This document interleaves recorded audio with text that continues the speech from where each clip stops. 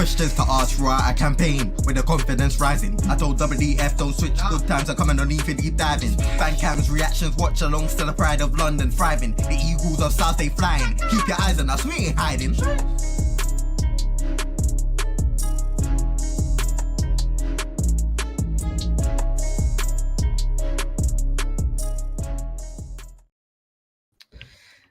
Yes, guys, welcome back to Eagle Eye Football, and this is the Eagle Eye Football TACT-EAGLE show, where we talk about all the tactics in our upcoming game. Next game is Villa away, always a tough game, but before we start on that, Dan, how you doing? Yeah, all good. Just been spending the day doing that, and doing some research on a player for the next thread on Monday. So it's been a good day. How about you? Yeah, it's been all right. I've done a hard shift at work, let's say. But other than that, man, just chill. Nice. Looking to eat some nice food after this, but yeah, Nice. I'm looking for. I ain't got nothing cooking right now, but we'll see what I can do later. Let's see. But Nice. yeah, we're up against Villa. Obviously, probably one of the teams that have done some of the best transfer business. They've probably got one of the best managers in the whole league, and they play a pretty, I guess, off the cuff style of football. Nothing that's sort of in the ordinary, sort of similar to how Forest and Steve Cooper play, but also their own sort of way about it. And also as Unai Emery, I think that we've actually got a pretty dreadful record against Emery. I think we've lost every game we played against his Arsenal team, and I'm sure his Villa team as well, if I'm not mistaken. Or if we've only played him Villa when they were at Gerrard. I can't remember. Well, last season the away game was definitely Emery.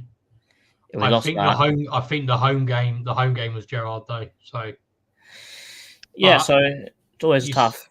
You said that, JC. I mean, I just had a quick look at the at our away record at Villa Park. Oh yeah. When do you think the last time we won at Villa Park was? Well, it definitely wasn't a few years ago in lockdown when it was New Year's Day and we lost 3-0 and they had 10 men. Yeah, no, it's not it wasn't. That one. I'm guessing.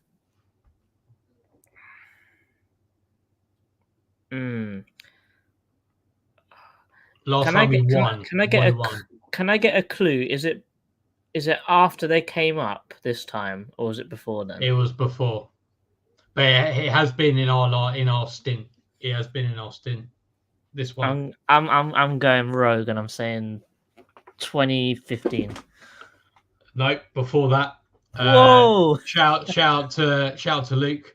I'm not sure I can see his comment, but it's 2013.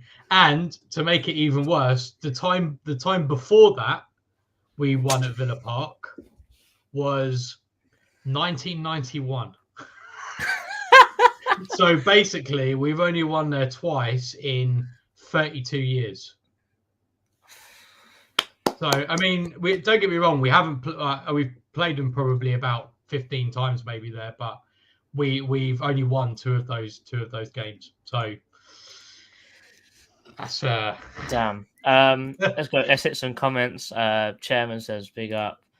Earth says big up the chairman. Big up Earth. Luke in here.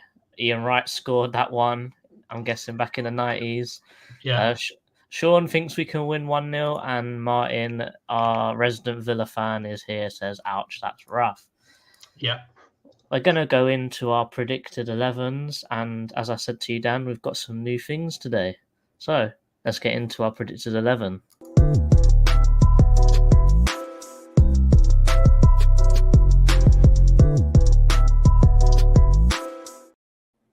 That is very nice. I wasn't aware of that. That's very nice.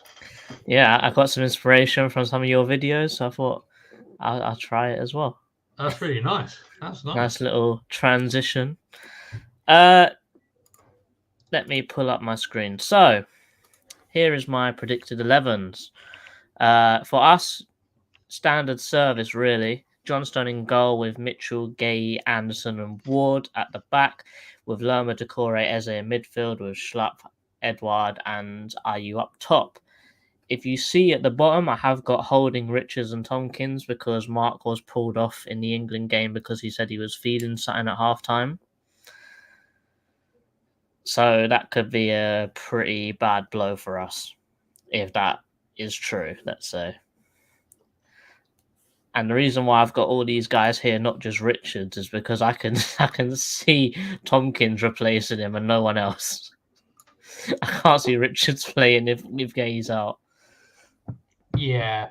I've always wondered about, like, because I've got, for Palace, I've pretty much got the same thing. But again, it's the Gay question, like how injured actually is he?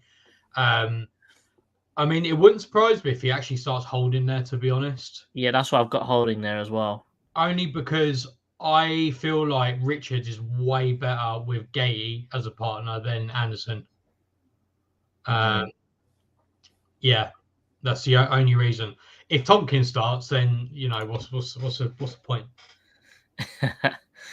But yeah, for Villa, I've gone with sort of a mixture between like the Liverpool game and the Burnley game and the Everton game, and I've just chosen a thought like they play such a free flowing style of football. You can't really pinpoint what formation they're going to play because they have played a 4-4-2, they have played a 4-2-3-1, they have played a 5-2-2 or whatever. They have played many formations, and I think that how they set up on the pitch is probably the most consistent with this sort of formation right here, with Martinez, Digne, Torres, Carlos, Konsa, and Cash at the back, with Luiz and Kamara as the pivots, with McGinn as sort of like a free-flowing role, but also dropping in to make that a free, with Diaby and Watkins being up front. I'm seeing that Martin here is saying that Carlos is probably going to be injured for this game. Yeah, he got taken off injured in their game against Liverpool. I think in response to that, he'll either go straight 4-4-2, or I think he'll move Cash to where Konsa is, Konsa in the middle, and then I wouldn't surprise you to see Bailey at wing back or something like that. But like you said, they play such a free flowing style of football. Is that like, okay, yeah, that's the formation that might appear on like Sky Sports, but in reality, how it plays, it's not like that necessarily. Chairman says he was there at 91. Nice. You can see Palace are struggling to sell tickets. Well, we never win there, so you can see why. Saying I hope Rich feels better. And Martin is saying his Villa 11 will be Martinez, Cash, Konsa, Torres, Digne, Luiz, Kamara, Telemans, McGinn, Diaby, and Watkins. So not far different to what we've. That's calling more 4-4-2-ish to me. That kind of team setup. Just a question to Martin then. What would that look like with like Luiz, Kamara, and Tielemans? What would that look like exactly? Like, would that be like a 3 midfield or like a 2 midfield, or what do you think? Was that like a 4 at the back? Definitely. I have got an image of Villa's other recorded injuries. So they have got Martin's favourite player, Bundia, who's out injured, with Tyron Mings, who got a pretty bad injury. Jacob Ramsey is looking to potentially return. Dendonka's looking to return. Coutinho, but I'm sure he's gone to Saudi by now. Moreno is looking to return as well, and man like Timothy, because I'm not even going to try and pronounce that second name, who's a very good midfielder, by the way, let me add, he's not going to be absolutely nowhere near. He says on the ball I'd say it'll be a 4-3-1-2 with McGinn in a free role. Okay, yeah, that makes sense. Yeah, makes a lot of sense.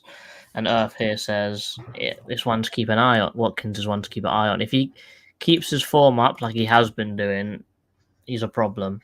And he always has been, really. Yeah, for sure. Do we want to go over how we can attack them or how they can attack us? It's been a while. I can't remember what we did last time. It's been over 2 weeks now. About 2 weeks now. What did you do last time? I think I went attack first. All right, I'm happy to go. How well, as in how they attack or how we attack? How we attack? Yeah, I'm happy to do that. Go on, Villa's attack first. Yeah, got him. All right, let's see how we defend against Aston Villa.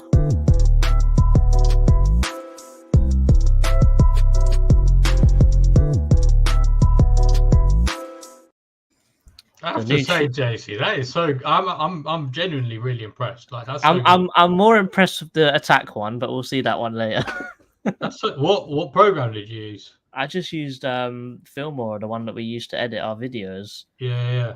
They've got like a move. They've got like a movement tool that will move it for you. So like keyframes, it'll sort of It's cool. Yeah. Took a while, but yeah. No, worth it though. That's good. Nice. Right. So sorry, what did we just say? Are you sure you're not hungover? I'm definitely not. I'm just thick. So how Villa attack, isn't it? Mm-hmm. Right. So let me just make sure I've got what. Right. Okay. So just to start off with the basics, I guess. Let me just remember how to share a screen. There we go. Okay. I haven't filled in our players, so just take it. Take the numbers as they are because Damn, I missed the player. Oh yeah. I didn't put, sorry, no, Eddie. Well, I mean, if Pateta's on the pitch, you might as well have 9 players. But sorry. I know he scored in the last game, so I take that back. Apologies. So I thought it looked a bit funny. I was trying to work it out, but anyway. So, because I mean, to be honest with you, what Roy's going to play and what I would play is different. Like, for example, if it was me, I'd actually play Eddie over here. And yeah, but anyway, that's besides the point. So just use your imaginations. So, like we said before, Villa are very fluid in the way that they attack. So I'm just going to move all of our players over here. So, for example, we've seen it several times. So towards the end of the last game, they played like this, like something like that. So it was kind of like a 5 at the back with Kamara, Louise, McGinn, Diaby, Watkins. It was kind of like this, but like I said, it does tend to change quite a lot. And it really depends who they play. But one thing that is quite consistent is that when they tend to build up from the back, they will have these 3 centre backs as they were here. So yeah, whoever that'll be, I'm not sure. Let's say they do play a 4-4-2, where in that case, what they'll do instead is that they'll have, say, Kamara might drop a bit deeper like that, to try and give that pivot. Sometimes as well, they might even have 2 pivots so that when you are playing out, what they'll do is they'll have those, but the fullbacks will be pushed high. So if they pass to Konza can pass to Luis, Kamara, Torres, whoever, and then they can ping it out wide. That's how they'll build up from defence. But what I have noticed that they do quite a lot, and this is utilising Watkins. I'm not going to say that they play hoofball because they definitely don't. But what I've noticed is an option that they do. They're direct. They are incredibly direct. So what I have noticed that they do sometimes is that they might allow. So say like Konza's got the ball here.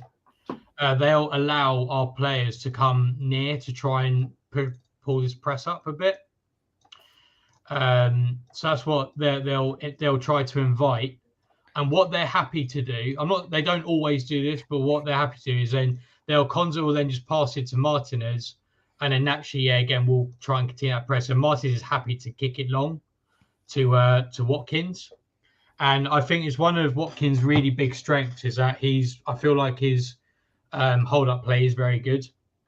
And from what I've seen this season and what I watched on the match replays, it seemed like he still does it very well. He's able to bring the ball up, and what they'll then do is Diaby and McGinn, or whoever's in that kind of position, they'll try and get close to him so that he can take a touch, control it, and then pass to Diaby. And then that leads us on to the second thing that they do like to do a lot, and they love to make runs in behind. And that's how they create a lot of their opportunities. So say Watkins pass it to McGinn instead. As soon as that happens, Diaby and Watkins and whoever's there at the time, McGinn will try and ping that ball over to them. And then they'll make runs onto it. They'll chase it. They're both very happy chasing it, these two players. And that's what they'll do. They'll make runs beyond and try to surprise us that way. And what I noticed as well, going back to how direct they are, I've got some images for later. This is just kind of like a rough overview of what to expect, and then I'll show some images. So let's say we're in our kind of our I wouldn't say it's a low block, but say it's like a mid block for now. What they'll tend to have is that they'll try and find ways to exploit this gap in behind here. What they don't want really, I don't think, they don't want this to get too small, this gap. So what they'll do generally is that they'll try and keep you in a mid block. So they're happy for their players to have the balls in these kind of positions. Like they're more than happy to do that, right? Mm-hmm. They're going to try and want to have as much space to run into as possible. Well, yeah, and then what they'll do is that so the thing is they're not direct in the sense of like from say Martinez having the ball to it being in the back of the net. Like that's not going to take 20 seconds normally. But what they'll do, they're quite patient with it. So let's say Kamara's got the ball here. They'll start. It's like they change their speed very quickly. So like say Kamara's got the ball here. What they would have done, say, is Cash would have had the ball. They would have passed it Konza, passed to Torres, blah, blah, blah. And they would have been quite slow to begin with. But then what they'll do is that then say, literally within the space of a few seconds, say McGinn will pull back. Torres will pass the ball to McGinn. And as they've done that, Diaby would have made a run through here. Watkins would have made a run through here. And McGinn, with one or two touches, would try and thread them through or something like that. And it's not just linked to the middle either. It could be the side. So again, let's say McGinn's kind of pulled over a little bit here. Let's say Konza's got the ball here. So they could pass it to Cash. Cash, again, within one or two touches could pass it. McGinn again to Bailey. And then perhaps maybe Diaby's pulled over. And then Bailey's going to then thread it through to here instead. So what I would say is the change of their pace that is so devastating. And when, let's say, we do end up in a low block here, they're more than happy to recycle it and get us to push out more again. So let's say that didn't work for whatever reason. What they're going to do is that they're then going to they're just basically going to have our team. They're going to say pass it back to Konza. So then it will just be ridiculous for our team to not come back over here. So then again, that space behind has been recreated. Now, obviously, like if you're going to combat that, well, why don't you just stay deep all the whole time? Well, you know, we did that under Vieira and we still lost. So, so that's not the answer here. But that, in a nutshell, that is how that they would seem to attack. And also, again, like I said, on the wings. So let's say, I don't know, or whoever the winger is, whether it's Bailey or not, they're more than happy to cross that ball into the box. They're not a team that is going to get here and think, oh, no good, we're going to play it to here and then play it to down there and stuff. They're more than happy to cross the ball. So that's not an issue for them. So that's, in a nutshell, how they would look to do that. Now, go on, JC. Yeah, I think one thing that I have seen with Villa is that they do love to use their wing backs as wingers as well. Yeah. So one thing I have seen is that they love to have box midfield, and how they set up when they're in possession of the ball, they create two boxes.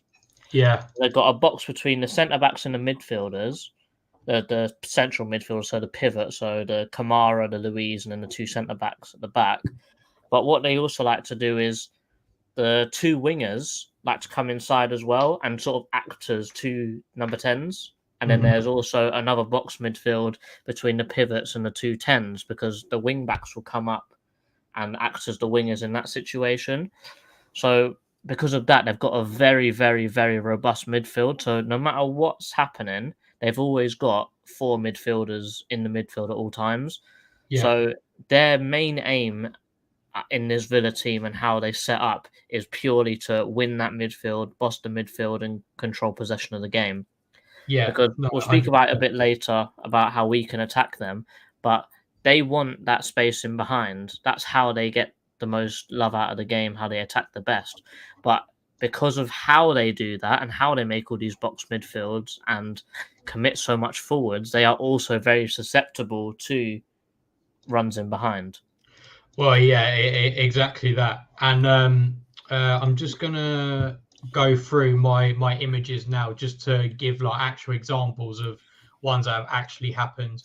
So let me just go on to my. So bear with me. I've got loads, so just bear with me for a sec. Yeah, I've got a nice little play-by-play as well for one thing we can go through after this as well. Yeah. All right, so yeah, so this is from the build up. It's not quite exactly what I said about the goalkeeper, but this is another way that they end up getting out of it. As you can see here, this number 10, this is against Burnley. This number 10 here is trying to block this this passing lane here. So what this defender does, I can't remember who this was. I think this is Pau Torres. And then but then what he actually does is that he ends up running halfway through the pitch across like however many Burnley defenders that is for, and then he plays a really nice pass here, I think it was. So again, that's what I mean by them going from 0 to 100 is really, really quick.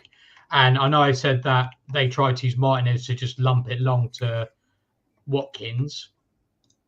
That's not their only facet. So don't think that I'm saying that they're one-dimensional, because they're not. Let me just see.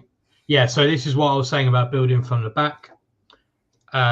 So they're more than so as you can see here, they're literally standing here, waiting for them to come in, and then what they'll do is that they're happy to give it back to Martinez, and then he'll lump it long to Watkins. Watkins is great at holding up the ball, and they'll try to have those players around. So like JC said, like they basically play with two 10s. So those two 10s, he can lay it off to either of those two. He can turn and then cause havoc. Yeah, the sort of standing and waiting around sort of is very similar to how De Zerbi plays with his Brighton team. Yeah, no, exactly that. And I think I would imagine De Zerbi got some, because Emery's done this for years. Like the way, not so much this season, but certainly last season, the way Emery set up his Aston Villa team last season was pretty much the same as he set up his Villarreal team, literally just with different players. So much so that I'm fairly sure Alex Moreno used to play for him at Villarreal. Mm-hmm. So, yeah. So, this was the first goal. So, let me just... Yes, this is what I mean by them literally going from 0 to 100 really quick. So this is the first goal against Burnley. So they pass it to this player here, who then, I think that's Watkins. Sorry, yeah, that's Watkins. So pass it to Watkins. He's looking to lay it off to John McGinn there. Lays it off to John McGinn. And as you can see, he's already making that run. Like we said, they want this space over here so that Watkins can run into. You can see Diaby's doing the same as well. Can't remember who that is on the other side, but they're obviously looking to do the same too. I'm sure that's Cash getting up the field. I think so, yeah, because in this game they still had their 3 centre backs, so that's Torres, that's Konza, and I think that's Carlos over there. But yeah, I think Cash will be playing a bit deeper just because of their injuries. But yeah, I think you're right. I think that is Cash. So yeah, that's those 3, and he's just going to ping it over the top like that. He's going to run in. I think he literally John McGinn takes 1 touch. He goes over. Watkins, I wouldn't say he's rapid, but he's also not slow. Dialby, on the other hand, is rapid. So that's someone we definitely need to watch out for. And yeah, so without spending too long on explaining it, he just runs, gets the ball. So he's basically run all the way up here. And then, he then crosses it like that. And then Cash comes in and he scores. So that was their first goal against Bromley, and I think that epitomises how they play. Go from 0 to 100 really quick, catch the defending team out, play in the space behind, and then try and win the ball. Try and score goals like that. Mm-hmm. Sorry, it's just because there's loads of them. I took loads. So stop in the wing. No. Okay, again, so this is what I said about Martinez earlier. In future, I need to organise these pictures. But so what he's done, he's literally just lumped it long. That's going to go there. He's going to have the ball there. He's got Dialby or John McGinn to pass to immediately. And then, I can't remember how many defenders there are here. I think there was only 3. So you effectively got a 3-on-3 immediately just from doing that. Mm-hmm. I think. Oh yeah, this was a. Okay, so just to exemplify how quick they transition, the minute in the game was 19 minutes and 10 seconds. At what point do you think Villa scored against Burnley? I think because we've both been talking about how fast they are in transition, and when they make decisions, it's mostly one touch, very fast movement. I'm saying 1927. 1920 is when they scored. 4. So that's what I mean. They get from this position to the goal to scoring a goal in 10 seconds, which I think that's rapid. And don't get me wrong, obviously Burnley are a promoted side, but they're not a terrible promoted side. They're Rich in the comment here says that they are very tactically naive so far this season. Who, Burnley? Yeah, they've been trying to play a bit too, exactly. So, and I think without talking about him too much, I think Company does need to think about it a little bit more, I think. But anyway, here was a typical attack. So this player, let me just double check. So this player gets the ball here. So they're basically recycling the ball at this point. So it's going that way. Then passes it to the defender here. I believe that's Konza. Konza then manages to play that ball into there. They're receiving the ball. Whoops. This ball goes here, and then that ball goes out wide over there. What the hell? And then they run down the wing, and then they recycle again. They lose it, and then they recycle again. So that's what I mean by it's very typical attack. And then again, they get the ball here, go back to the middle. And then that's the second. He's then going to pass that into here. So then Dialby tries to pick up that ball. So again, because at this point in the first attack, I guess they were over here. Burnley had then settled into a lowish block. Like the space around the back had kind of not gone, but it was going. So they recycled it back to the middle, and then Dialby's in the middle. Therefore, he's going to ping that over to him there. and then Diaby goes out here. Again, this is all one-touch football or two-touch football, pretty much. And then out to... Oh, sorry. Where's this will go? Apologies. And I think this goes out there, and then they run down the line and they try and cross it in, basically. And again, this is I'm not going to spend too long on this because I think I've made it clear, but it's another attack. So they have the ball, pass it to John McGinn, and then he then pings it over the top for then Diaby and Ollie Watkins to try and run into. And that's it. That's what I've got there. I think next time I'm going to put these into folders so I actually know what bit's coming up. So so basically, after you've said that, my play-by-play is basically just describing exactly what you described, but in dotted form. But we'll go through that anyway. Toto Football, he says, midfield battle so key. Mitchell needs some proper support to help deal with Cash, which Rich perfectly replies to, Schlupp ain't helping Mitchell. Yeah. And there's some laughing going on here. Luckily for you, Dan, I've only got one image to show about Villa attacking, I believe, but I'll show this. So this is sort of a play-by-play, which is exactly what you've described. So the pink is the movement of the ball, green is shots, and black is movement of players. So basically, they've done this kind of move as well. This is a carbon copy of their goal. I can't remember who it was against last season, but it was one of Emery's first games, and I think they scored from a goal kick into the net in 20 seconds from a goal kick, which I thought was incredible. Mm-hmm. So basically, Martinez, as you said, lumps it to Watkins. So Watkins would sort of start in this sort of situation and then move back into here. Ball come in, as I said. The wing backs will go up, which means Diaby and McGinn will come inside and act like a 10. So clearly you've got the box here in the midfield. So that this ball, when he lays it off, could go to any four of these, probably the one that's most open. In this example, I've gone for Luiz. As you said, Watkins will grab the ball, pass it off, and leg it straight towards the goal, basically.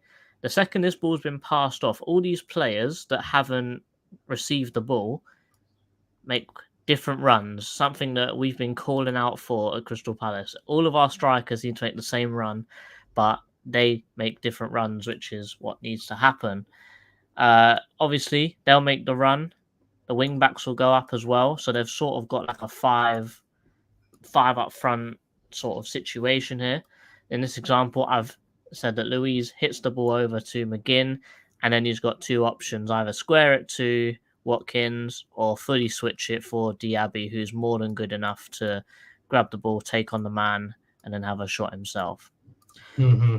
Obviously, our players aren't going to be static. They're going to be moving with the run of play. But the fact that they, as Dan said, they go from 0 to 100 so fast that our players could well be just standing still while this happens if they switch off. So I know we've probably said it in nearly every TACT-EAGLE, but I think we definitely said it in the Arsenal one, but we need to be switched on because the turn of pace in Villa's game right now is really scary, and it's something that we really, really, really need to be aware of. For sure. I do think there was, sorry, JC, there was one last thing that I said we could learn, how to defend. Sorry, it would realised I didn't do that. So I think we could use their vertical passing as like a trap, which Liverpool did on several occasions last time. So here they passing it into this player here. Now they're going to turn around and try and look to pass it into Diaby. So they do that. Well, they do it via another pass. They're going to try to do that. Now, this player here, if you notice, as soon as they get the ball, this player knows that they're going to ping that ball over there. So what I'm thinking, to try and nullify that kind of threat, we could kind of leave a trap, as it were. Because as you can see here, like it can't go that way, can't go that way. So there is only one option. So I think if we can try and maybe have ourselves in a way that there is only one option and make it really obvious to their players that is like a clear option. If we're just a bit clever, I'm hoping that we can step in and just take that, because then Liverpool took that and then they went on a counter attack. Yeah. However, one thing I will say about that is there was another situation where they done the exact same thing that you've just said to Liverpool, and it was Joe Gomez. He stuck his foot in, and Diaby spun him. Oh yeah, I remember And seeing. Diaby was in on goal, where Diaby really should have scored, but it's a very high risk way of defending, isn't it? It is, yeah. So the two images that I've got for how Villa go. So obviously we've been talking about how they get in behind with lots of pace, but we've just said they get in behind, they throw it across the face of goal, and then they tap it in. Diaby has sort of brought a new dimension to their attack when they do that.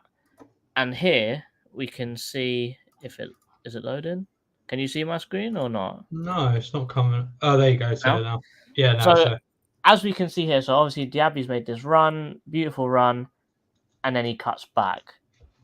Normally, that ball goes straight across the face of goal, and either the keeper will sweep it up or whatever. But because Diaby's cut back now, 3 in the box, 3 in the box. Obviously, this is Everton, so take this with a huge pinch of salt because they are also dreadful. But it's the amount of space, really. To be fair, even McGinn here. Yeah, I'll get that on his left peg. He's probably burying that in the bottom far corner, isn't he? Yeah, exactly. And that passes on, and that passes on as well. So obviously, there's a lot of options. I think that the ball goes in here. He takes a touch, pass it back to Diaby, and he has a shot, but it's off target. But it's still. This is the amount of space you've got. That is so bad. It really does show how bad Everton are. But the fact that if, like, let's say this, let's say like this is Decore or Lerma, they've got to be running with them, and that's something that I really hope that Roy drills into them. Another thing is that they are not, as Dan said, they're not afraid to cross. This is probably a chance that Cash probably should have scored. Oh, so yeah. As they recycle, obviously they'll recycle the ball, go around the pitch, or go up here, and then they see no, it's not a good opportunity, so then the ball will make its way back around here again. But here is where Digne can do both, because he is a both-footed left back. He's got normal crosses in his locker, which he's used here, but also reverse crosses in his locker, which is something Michael Elise brings to us. Obviously, that's a threat in itself. But the fact that Matty Cash, who is their right back, is all the way up here with some serious overload to Robertson over here. I seem to remember certain Crystal Palace left back that really struggles at dealing with crosses to the far post. Yeah. I guess in that sense, then, who? I mean, I'm trying to. I guess who would peel off at the back? So, because say like Cash, sorry, not Cash. Carlos is injured, so say Cash plays it back a bit more. Who do you think Mitchell would be dealing with at the back? I'm trying to think. So obviously Diaby would come inside, but I would guess that it would probably be someone like Leon Bailey, maybe, to pick up those wide areas, to make those runs in behind, to keep the width of the pitch, something that Schlupp doesn't do. But yeah, and also he'll do some rapping. Oh yeah. Do you have the? Oh no, I guess we don't have it on here, do we? I don't think so. But you guys can definitely find that video. Leon Bailey, dancehall legend. Yeah, that was an incredible video, I have to say. Let me wait. I'm gonna switch the thing just so I wait. Apologies, people. I'm just trying to see if it's still here. I don't think it is. No, it's not. Oh well. Incredible video. I think watch the Villa preview for last season, not the away game, the home game. No, 2 seasons ago, the Gallagher season. That home game. Watch the preview for that home game. That is one of the funniest previews we've ever done. All right. Do you want to talk about how Palace can do well now? How Palace can attack? We've already touched on it. How we can maybe use their own tactic against them, but here is how Crystal Palace will hopefully attack Aston Villa.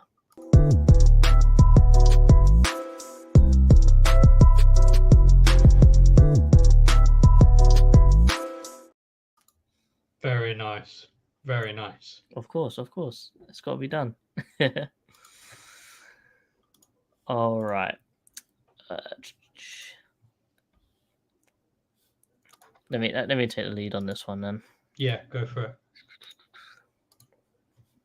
Okay. Cool.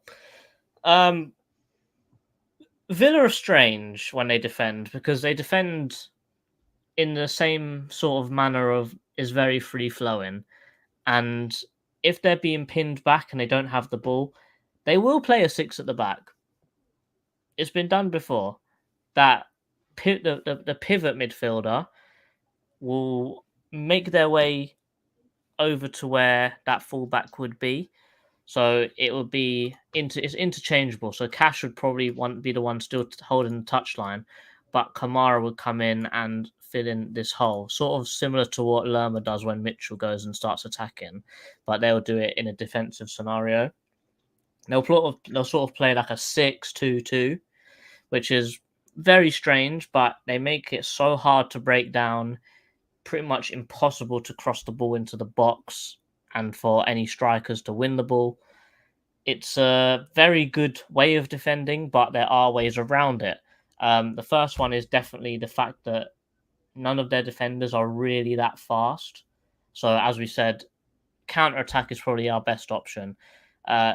Eddie, even though he's probably not the fastest guy in the world, he's not the slowest guy in the world as well. So we have seen against was it Fulham last season where Eze put him in behind and he managed to stay ahead of the centre-backs and score. Mm-hmm. And Edouard's been on pretty good scoring form lately. Was it 3 goals in 4 games? Yeah, in the Premier League. Premier League, which is no slouch by any striker in the whole Premier League, let alone someone like Edouard who was scared of scoring goals last season. But obviously that is something that is going well for us this season. But obviously, let's say the ball's over here with Lerma or something, their whole team will shift up towards that area of the pitch. And IU's been very good this season at holding the touchline. And their backline will sort of curve around like this to try and allow Digne to jump in front of these passes that could go out wide to IU or to even Ward, for example. But this is where we're going to really have to rely on some good passing and some direct passing from our players, which unfortunately is something that our team just doesn't do very well. Mm-hmm. And it never really has done, even though we've got passing outlets like Anderson. We'll only use it when playing out from the back. We'll never really use it when trying to break a team down going forwards. Yeah. Hopefully this is the game to change that. Yeah, hopefully. I mean, to be fair, we've seen it a little bit with like Anderson going a bit more forwards now. Yeah, I think after the Brentford game when Anderson took a lot of responsibility when going forwards, he's actually been one of our best playmakers this season at centre-back, which is pretty crazy to talk about. Well, yeah, there's a reason why he's an FPL favourite, because he gets goals and he seems to... Did he get an assist as well? I feel like he's got an assist as well. I'm sure he has. From a centre-back, that's solid. So, obviously, if the whole team is shifting towards which side of the pitch, a quick diag, one pass diag needs to happen, because if they're all up here and Ayu's holding the touchline, he's going to have loads of space to drive inside and then maybe find Edouard making a run through. Obviously, I've got one line for Schlupp because he's not going to do anything other than this, if he even does that. So he's just out of the question whatsoever. But because they're going to be so difficult to break down, I'm not going to talk about the fact of us running in behind, because I think we've spoken about that enough for how Villa do it. Basically, just carve and copy that. Getting in behind isn't the hardest thing to do in the world, or to explain. But Eze's going to be key here. He's going to be key in every game because he's our only creative outlet in the team. But him and Edouard, they need to link up well, whether it's this way round or this way around. We're going to need these guys to make a good partnership up front, because Eddie, when running towards goal but getting a pass laid off to him, he's very good. We saw that with his last goal against Wolves.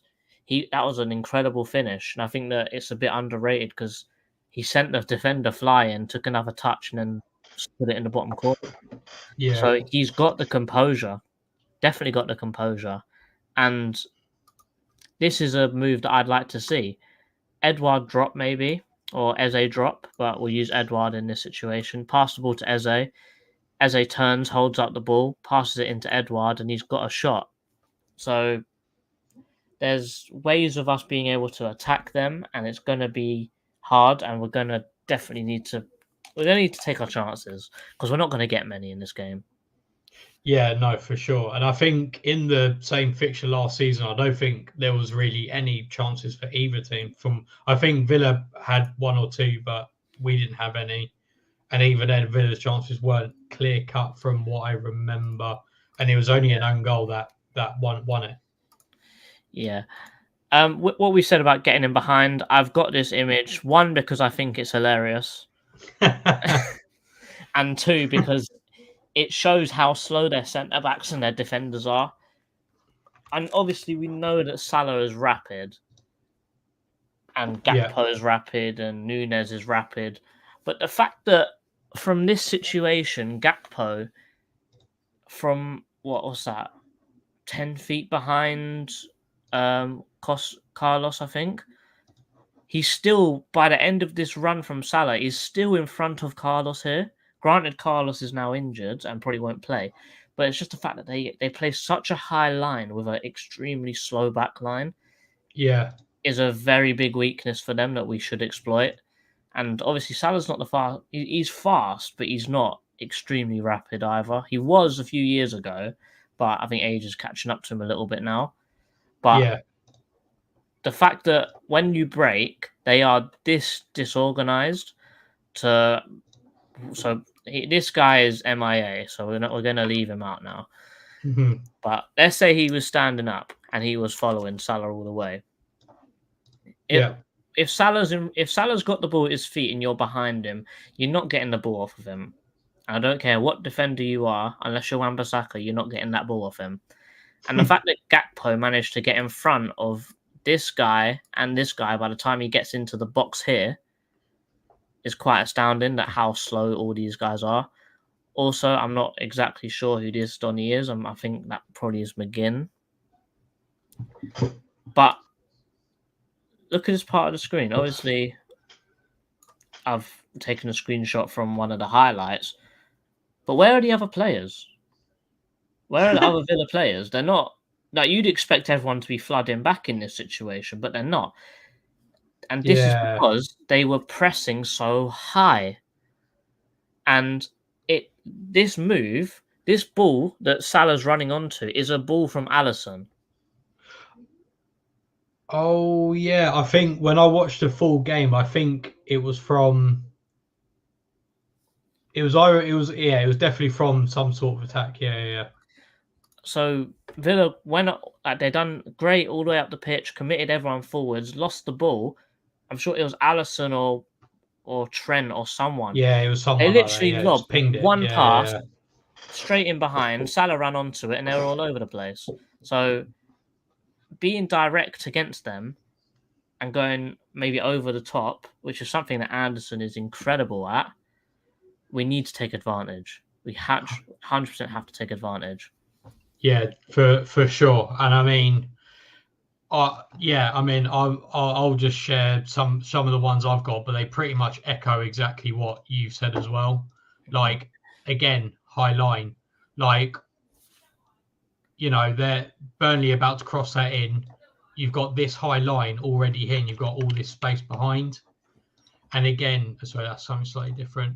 High line again. So I think what Burnley did was they came inside and then passed it, and then Jay Rodriguez, yes, he is still around. Jay Rodriguez ran onto it. And again, high line. So this was the first one I took against Liverpool. Where is the ball there? I think it's probably with the keeper, maybe. I can't see it. Everyone's looking. Oh, Matip's got it under his foot. Right. Okay. Yeah, that was right. But anyway, yeah. So again, you can see this line here. So think of all that's a third of the pitch. It's literally a third of the pitch. And remember that Nunes and Salah both picked up the fastest recorded running speed in the whole league, and their last season, and they're playing this high of a line. Yeah, like to me, it's actually mad. Like not mad, but like I find it weird how one team's greatest strength is also their weakness. As in terms of like, for example, like they attack in this way, and if you attack them in the same way, like that's their weak. Do you know what I mean? Like, yeah. But anyway, yeah. So like I think, I think it's Trent actually. Sorry, but anyway, it's Trent, and he literally just pings it over the top. And then you've then got not only so literally what they've done, you've got this player and this player. I don't know who they are. That's Nunez, but I can't remember who that is. I think that's number 7. I think that's Soboslai. Or is that Diaz? No, Diaz. Yeah, no, you're right, Diaz. So yeah, so he literally pings it over for Salah. You got Nunez and Diaz, literally coming through, and then I mean, it doesn't take a genius to work out what the best thing for Salah to do there is. Yeah.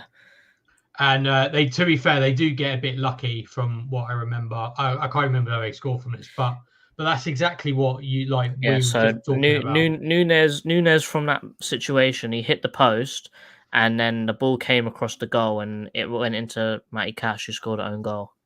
That's it. Yeah. So, and then again, and it's not just limited to the centre. I mean, I know that wasn't the centre of the pitch, but it's not limited to centre of the pitch. So whoever this is, I can't remember who it is, pass it to Salah. Salah then literally turns, and then this player, again, I don't know who that is, literally turns and like just does that, and then this player's in already. Mm-hmm. So you could see, I think, how maybe like, so if Salah was IE, that could be Eze running in there. Or if we had, I mean, personally for me, I would go Eddie on the left and then Mateta down the middle, and then play like a pseudo kind of 4-3-3, kind of 4-4-2 kind of thing, but not really. But you can imagine how that's Mateta or maybe Eddie or even 100%. Eze running down there. Definitely, without ruining the stream that we done the other day. Patrick said something that I didn't even, from back of the nest, he said something that I didn't even consider. That we're all saying that after Mateta scored his hat-trick, great, start him. But if we start him and Edouard and Ayew, then we have got literally no strikers off the bench to change the game at all. That is true. Which I didn't even think about myself. And then ever since I thought that, I was like, yeah, maybe keep Mateta on the bench just in case. Honestly, I just find Schlupp at left wing. So yeah, he's played so out of position. I don't think Schlupp's a bad player. I just think he's played so out of position in a role that, I mean, if you could probably count on one hand the amount of times Jeff Schlupp has actually played left wing before this season for us. Certainly since Vieira took charge anyway. So, if you're going to play a player, honestly, I'd rather have Hammoнд right and then Ayew on the left or something like that. Or even Jez on the right or something like that. Yeah, exactly. I would just rather have something like actually people who actually can play on the wing. But either way, it's very obvious to see the problem here. Down the wing, I think that's Schloboslai. He's then got a one-on-one with, I can't remember those. I think that's with Dinya. So I think Dinya is there. This is McGinn, I think. I can't remember. But anyway, either way, he's got a one-on-one.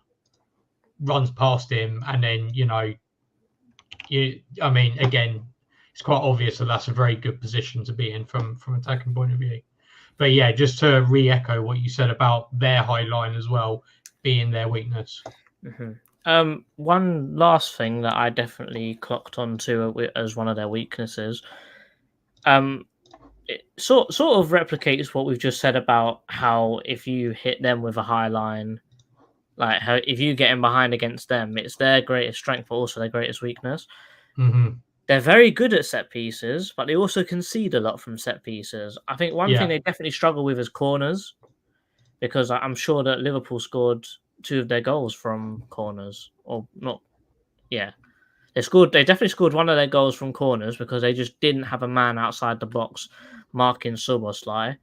Granted, that was an incredible strike from him, but to have that much space at the edge of the box, if you give that space to key players, so let's say if that's Eze running onto it, I'm sure that if you gave him a few chances at that, he'd score it. He done it against Bournemouth last season, I remember. Mm-hmm. They crossed it and he put it in the net first time. So we've got the facilities to do something similar to that. And also, if they score lots of goals from the far post, but because they play wing backs, they also concede a lot of goals from crosses to the far post. So with how they play, it's very swings and roundabouts. But because it's Emery and how he's got his team playing, you'd say that his team's probably set up to have more positives from that playing style rather than negatives. Whereas if we tried to play like that, we'd have a lot more negatives, for example. Oh yeah, for sure. And also Emery's another. He's like another Thomas Frank in that he watches, like he makes his team. I presume he still does it because he did it when he was at Arsenal. He makes his players watch like game after game after game of videos of their opponents. So I would imagine he's also got like some sort of little tweak as well to say like, okay, this is where Palace are weak. Bear that in mind, and here's where they're strong. So bear that in mind. Definitely. Well, is there anything else to cover apart from score predictions? No, not really. I think the only thing to add really is that it's another one of those games that I think we are capable of winning it, but not only do we need to execute a game plan, but all the players need to play well as well.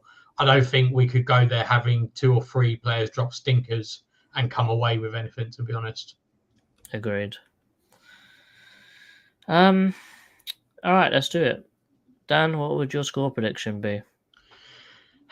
Right. So before I said that we're going to lose this game, I'm going to stick with that, and I'm going to say Villa are going to win 2-1. Okay. Oh man, I know that obviously stats don't mean nothing when it comes to game by game, but because we haven't won there for 10 years. Twice in 30 years. Twice in 30 years. I think we're due one. And because when I went there last season, that was probably the worst game of football I've seen Crystal Palace play in an extremely long time. Because that was a game Decore got injured, Zaha scored an offside goal, and then Vieira outed Edouard in his presser. And that was just... Oh, that was such a bad game. But I can see Emery making a game plan for it and how to beat us. But I can see Hodgson getting in at half time and making a change and getting out of there like 1-1. I can see a draw, but I'm gonna say 2-2. I feel like it's a bit much, but I'm feeling a draw. But I think because both teams have got such big weaknesses at the back, I think that both teams can exploit them. But don't get me wrong, if we lose, because their forwards are way better than ours. Yeah, that's it. Mansecution says you say twice in 30 Yeah. years. We've only won at Villa in Boxing Day 2013, and then 4th September 1991. And then before then, wait, hang on. Before then, 23rd of September 1967. So we've actually only won at Villa Park 3 times. Ever. Ever. All right, we're winning 1-0 then.